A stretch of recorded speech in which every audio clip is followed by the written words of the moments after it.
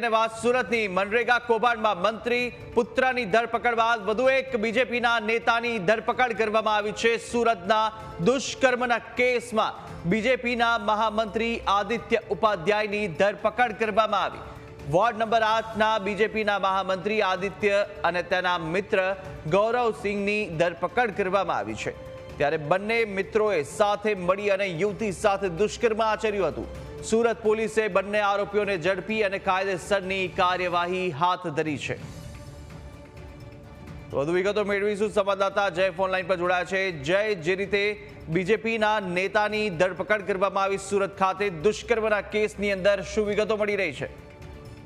જી કુશાગ્ર, વાત કરવામાં આવે તો સુરતની અંદર વોર્ડ નંબર 8માં બીજેપીના મહામંત્રી તરીકે ફરજ બજાવતા આદિત્ય ઉપાધ્યાય છે તેમને એક યુવતી સાથે અલગ અલગ જગ્યાએ વિસ્તારમાં લઈ જઈ તેના સાથે દુષ્કર્મ આચર્યું હતું અને તેમાં તેમનો સાથ આપનાર તેમનો મિત્ર ગૌરવસિંહ પણ સાથે હતો। તે બંનેની જે સુરત પોલીસે છે તે સુરત પોલીસે બંને આરોપીઓની ધરપકડ કરી હતી।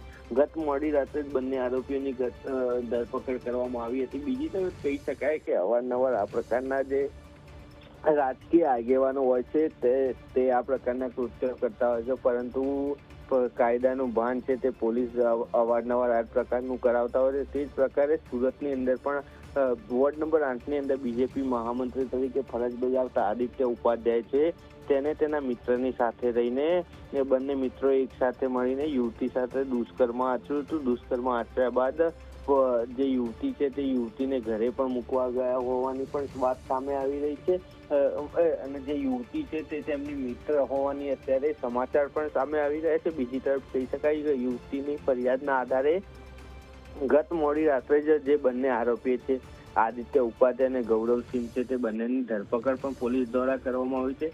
કહી શકાય કે આજે બંને આરોપીઓના પોલીસ દ્વારા કોર્ટમાં રજૂ કરી રિમાન્ડ પણ મંજૂર કરવામાં આવી શકે છે।